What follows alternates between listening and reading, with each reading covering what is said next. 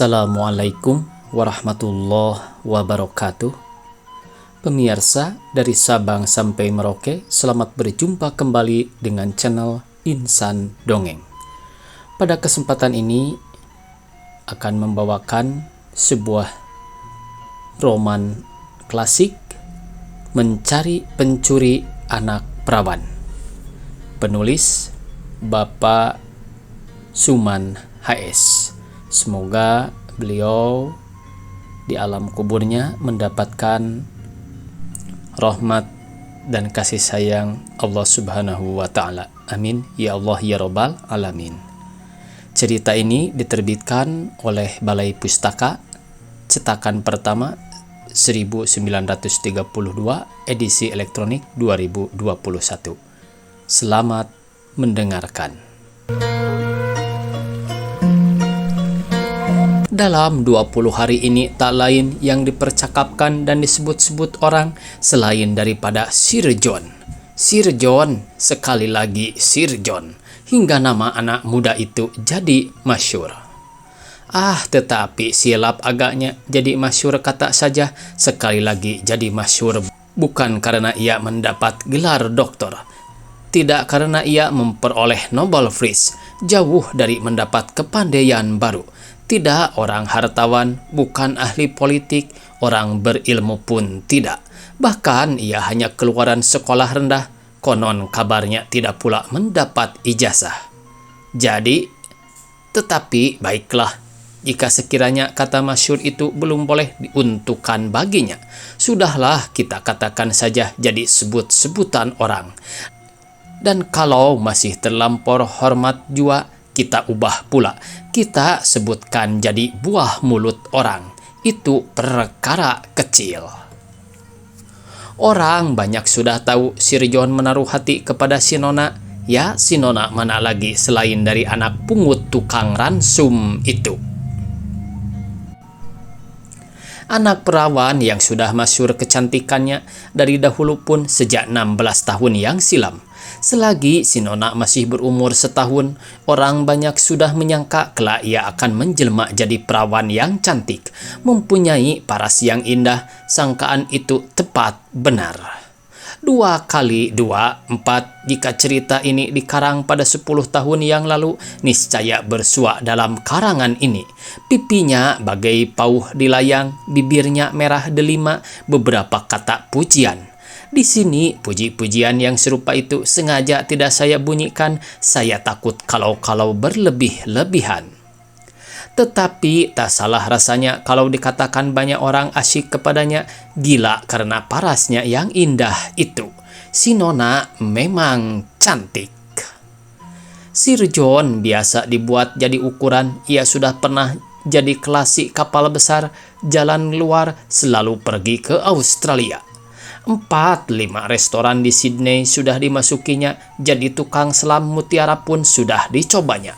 Waktu itu ia banyak mendapat uang, akan tetapi 9/10 dari perolehannya itu diboroskan di Sydney. Yang akhir ini dicobanya pula ke Yokohama dan Kobe, Hong Kong dan Singapura. Itu memanglah tempat mandinya. Aku tak mudah dirayu perempuan, katanya kepada kawan-kawannya, bila percakapan mereka itu merambat sampai kepada kaum Siti Hawa itu. Di Australia apa kurang? Yang putih ada, yang kuning banyak, yang hitam jangan disebut lagi, kata Sir John kepada teman-temannya. Yang dikatakan oleh Sir John itu sebenarnya lah ia tidak bermata keranjang, tak pernah terbetik mengacau ke sana, mengharu kemari. Terhadap perempuan namanya bersih, pasal memilih ia boleh dibuat juri. Jika dari mulutnya keluar kata cantik, memang tahan. Sekali ini Sir John sepakat si Nona itu pada pemandangannya pun cantik. Tetapi tunggu sebentar, siapakah Sir John itu? Dengan benar tak dapat ditentukan asal-usulnya, dari dia hanya diketahui ia ternak Singapura. Tetapi kampung halamannya entah di mana, bapaknya tak ada lagi, emaknya pun begitu pula. Sanak saudara jauh sekali, akan tetapi sahabatnya terlalu banyak. Jika diperhatikan air mukanya, berat hati mengatakan Sir John itu orang Portugis dari zaman dahulu kala, yang digelar oleh orang kini bangsa Serani. Hanya ia agaknya keturunan yang sayup amat hingga potong-potongan orang Eropa hampir tak didapat lagi pada mukanya. Ia lebih 3/4 sudah menyerupai Melayu. Perawakan badannya sedang baik, tokohnya tampan benar. Apa jua pun dipakainya bagus, manis dipandang mata, hingga sekalian pakaiannya bagaikan seacuan dengan tubuhnya. Mukanya lonjong, pipi dan dagunya selalu licin, agaknya ia mempergunakan pisau cukur. Sudah tabiat baginya kalau ia berkata-kata selalu dicampurinya dengan bahasa Inggris, sepatah-sepatah. Itulah pula maka ia mendapat gelar Sir, itu dari kawan-kawannya. Akan si nona itu terang bagai bersuluh matahari. Ia anak Cina di Singapura, diminta oleh tukang ransum itu dibawanya ke Bengkalis, dijadikannya anak angkat, dibelanja ke ganti anaknya karena ia pun tiada beranak. Sekarang anak gadis itu sudah remaja, ibarat kuntum sedang mekar. Sir John menaruh hati kepada anak perawan itu sebagaimana kebanyakan orang pelajaran, ia pun berhati tunggang. Maksud hatinya itu dibukakannya kepada orang tua si gadis itu. Orang tua itu pun rupanya setuju si nona, begitu pula orang banyak seia belaka.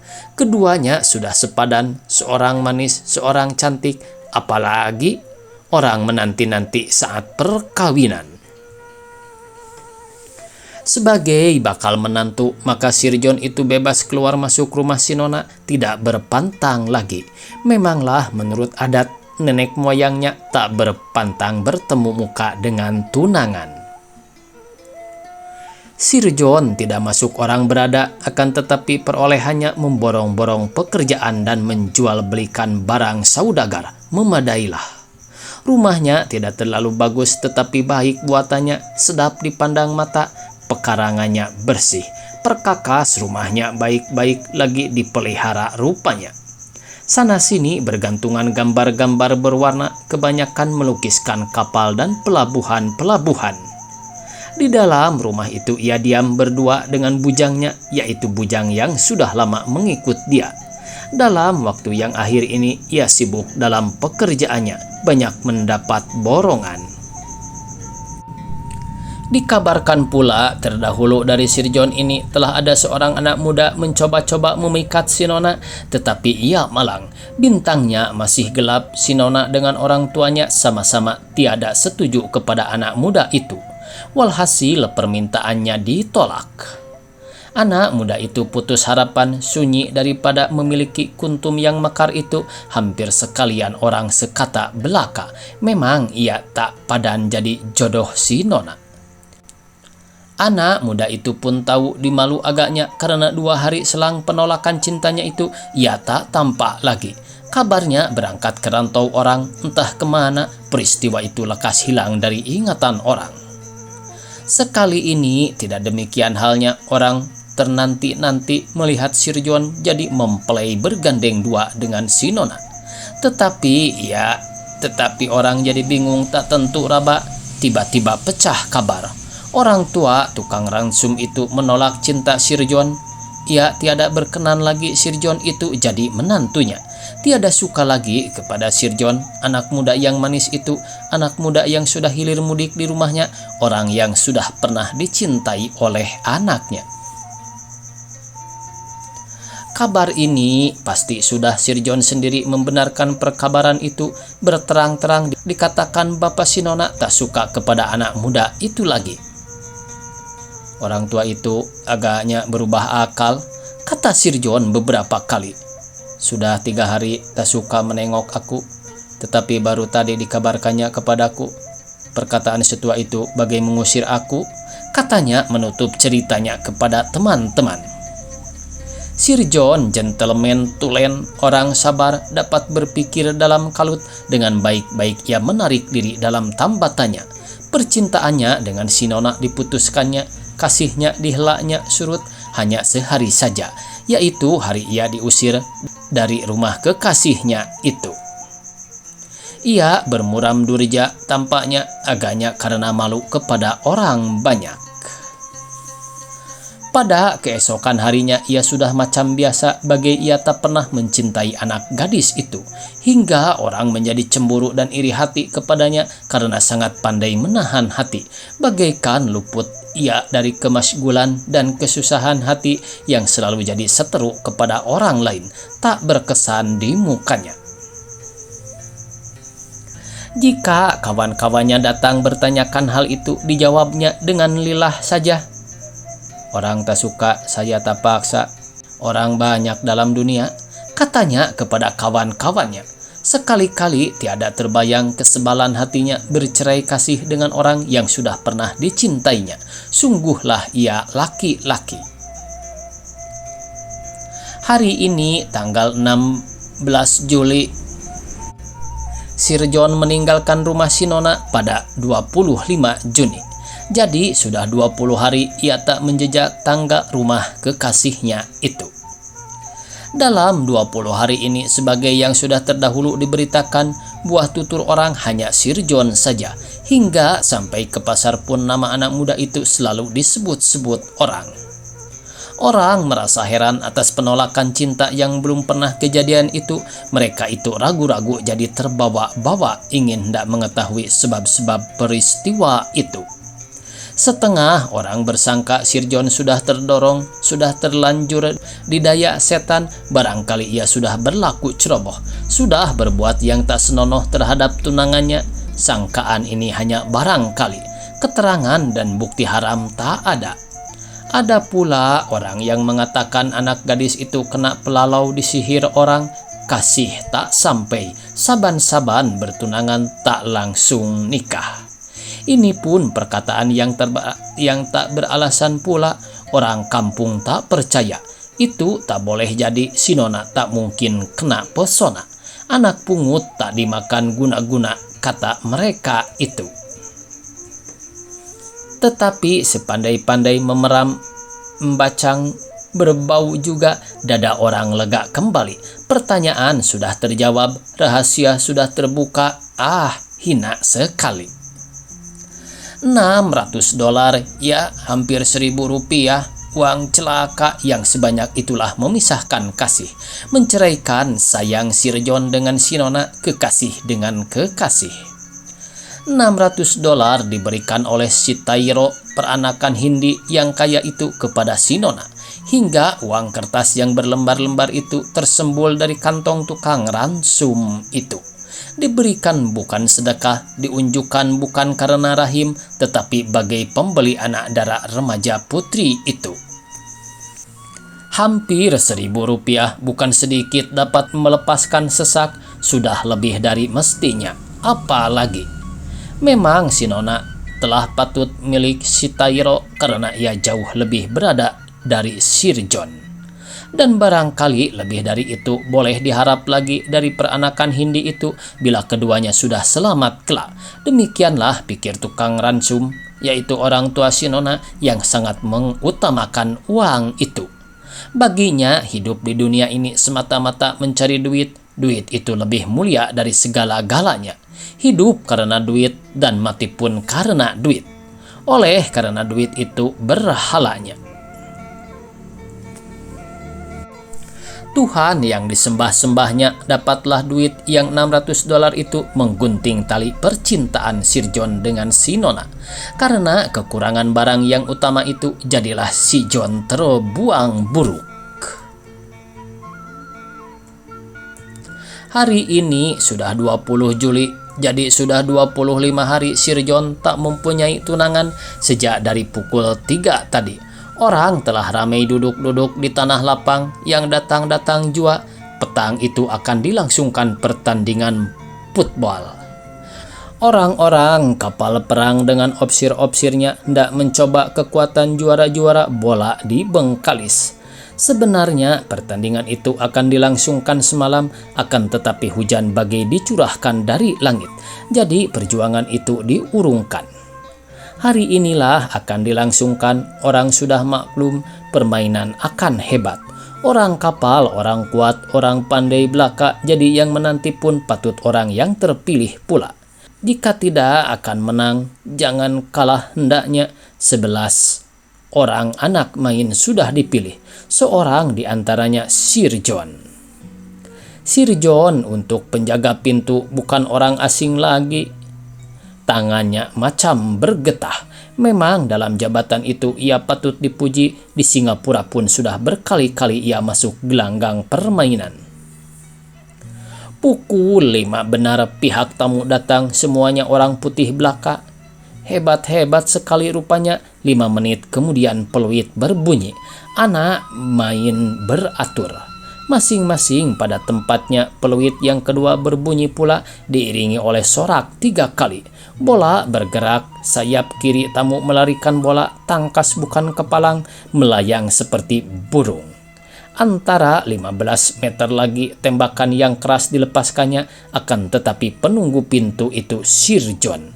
Di tangannya peluru itu melekat, sedetik kemudian buah bundar itu ke tengah kembali. Sorak orang sampai ke langit, kini giliran yang menanti pula tampaknya. 2-3 pihak musuh sudah dilampaui oleh kanan dalam, tetapi malang. Bek orang putih itu orang biasa berperang, dalam detik itu juga bola melayang ke tengah medan permainan. Tepuk orang kedengaran pula, 2-3 kali benteng musuh terancam, tetapi alhamdulillah penjaga pintu itu tak pernah menyinggung bola. Sekalian peluru itu ditangkis oleh kedua bek orang putih itu, benteng bengkalis terancam berpuluh kaki. Tetapi untung kali ini Sir John bertambah pandai hingga segala puji-pujian itu teruntuk baginya seorang saja. Permainan hebat benar. Peluit panjang berbunyi. Saat berhenti telah tiba sudah. Anak pemain bolehlah membasahi kerongkongannya dengan air asam dan limun sampai fauze pertandingan itu balui. 10 menit antaranya peluit berbunyi pula, orang main kembali beratur, bola melayang pula sebentar ke kanan, sebentar ke kiri. Permainan bertambah kuat, masing-masing hendak mencari kemenangan. Sekarang sayap kanan tamu menunjukkan ketangkasannya. Bola itu dilarikannya dengan sekencang-kencangnya dari sudut, ia melepaskan tembakan, bagus benar. Kesempatan yang jarang-jarang bersua ini tidak diabaikan oleh kaptennya. Bola yang masih melayang itu ditanduknya.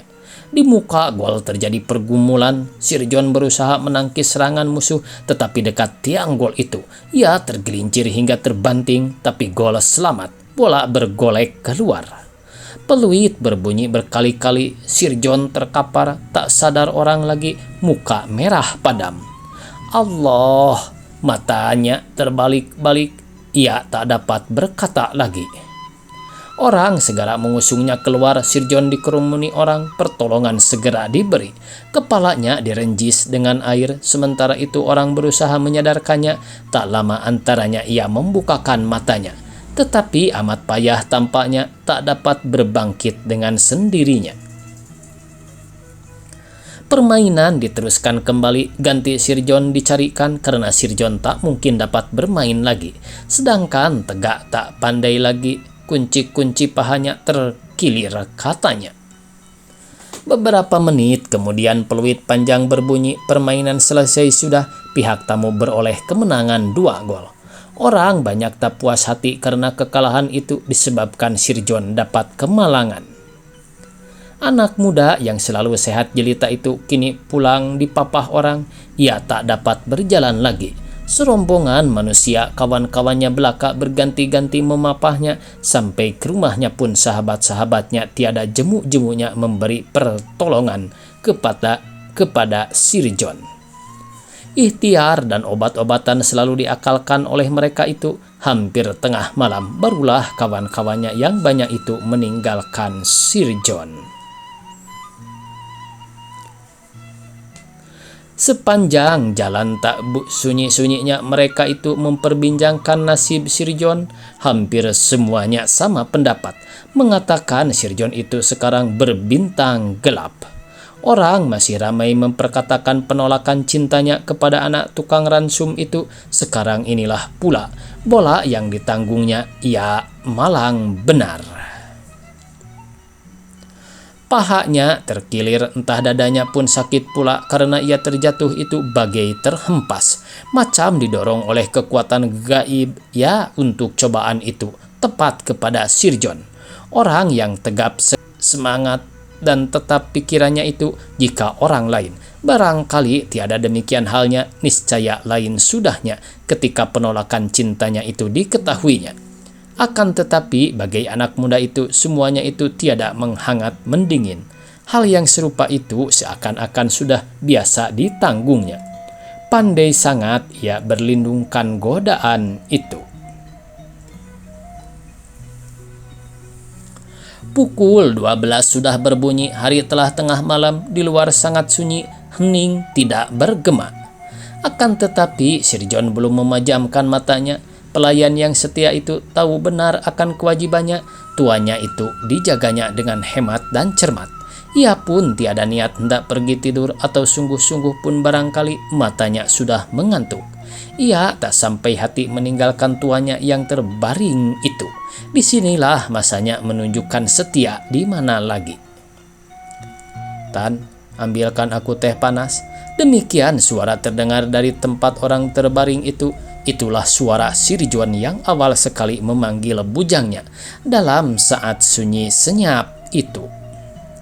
Perintah tuannya itu tiada disahuti lagi oleh bujang yang setia itu, tetapi beberapa detik kemudian, lebih lekas lagi rasanya, semangkuk teh yang masih panas sudah sampai ke hadapan Sir John. Dengan susah payah Sir John menundukkan dirinya, akan tetapi ia duduk juga sambil bertelekan ke bantal gulingannya. Teh yang semangkuk itu habis diminumnya. "Letakkan kemari anggur yang dalam lemari itu dengan gelasnya. Kemudian tutupkan pintu kamar ini dan pergilah engkau tidur," kata anak muda itu sambil merebahkan dirinya. Ia berselubung.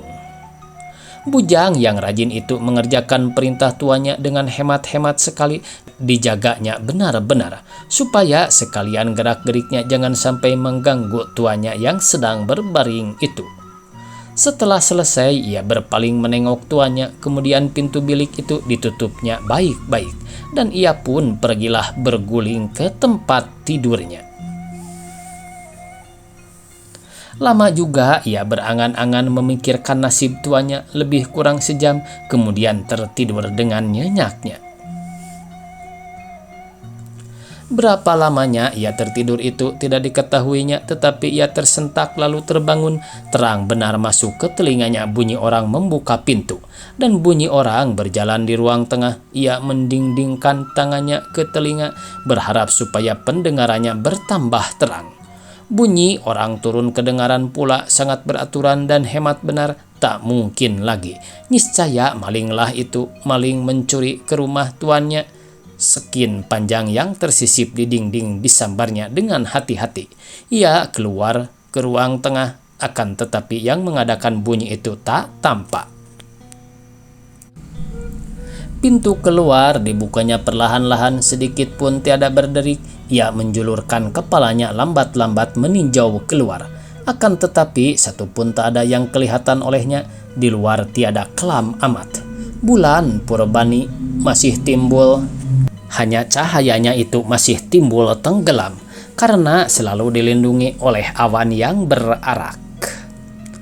Bujang setia itu memberanikan hatinya. Ia meluncur ke tanah lalu pergi ke jalan raya dengan harapan kalau orang yang mengganggunya itu dapat dilihatnya. Ya Allah, apakah itu? Antara 100 meter daripadanya dalam terang bulan itu kelihatan seorang manusia berjalan bergegas-gegas. Tan mengernyitkan keningnya, matanya bulat menentang manusia yang berjalan itu. Bujang itu bagai terpaku. Mulutnya ternganga tak ubah serupa benar, sebesar rambut dipertujuh tak ada bedanya. Orang itu serupa tuannya, macam Sir John. Sir John kah dia? Hendak dikejarnya kah orang itu? Hendak dipersaksikan dengan mata kepalanya sendiri? Benarkah orang itu tuannya? Salahkah pemandangannya? Sebelum otaknya dapat memberi keputusan, orang itu jauh sudah dan sesaat lagi menghilang. Pelayan itu teringat akan dirinya, orang itu tak mungkin akan diturutnya dan apa gunanya lagi, sudah terlambat. Bergegas-gegas ia balik ke rumahnya. Ia ingin benar hendak mengetahui masih adakah tuannya terguling. Dengan hati yang berdebar-debar, bilik tuannya itu dihampirinya. Tirai pintu kamar itu dikuakannya perlahan-lahan. Dari kaca pintu kamar itu tampak olehnya Sir John masih terbaring. Ia berselubung bagai tatkala ditinggalkannya tadi. Jadi siapakah yang dilihatnya di tengah jalan itu? Kamar itu ditinggalkannya pula. Ia pergi ke ruang tengah sekali lagi, akan tetapi ajaib rasanya. Terang benar tadi didengarnya bunyi orang berjalan, bunyi orang membuka pintu, dan bunyi langkah orang turun. Akan tetapi suatu apapun tiada berubah, tak ada sebuah pun letak barang dalam kamar itu yang beralih, pintu pun baik. Jadi yang kedengaran itu bukan maling, bukan pencuri. Sepuas-puas memeriksa sekarat, puntung pun tiada yang hilang.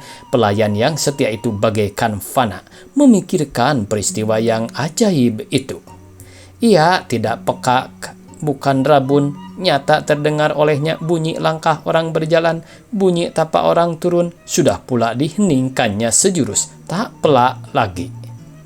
Memanglah ada yang didengarnya, tetapi sayang bunyi itu terlambat diturutnya, hingga yang membuat ulah itu tidak tertangkap tangan. Tetapi harapannya masih ada, orang itu diturutnya sampai ke jalan raya.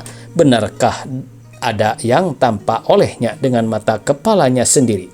Seorang manusia yang berjalan bergegas-gegas selaku orang bersalah, akan tetapi yang dilihatnya itu bukan orang lain, melainkan tuannya Sir John.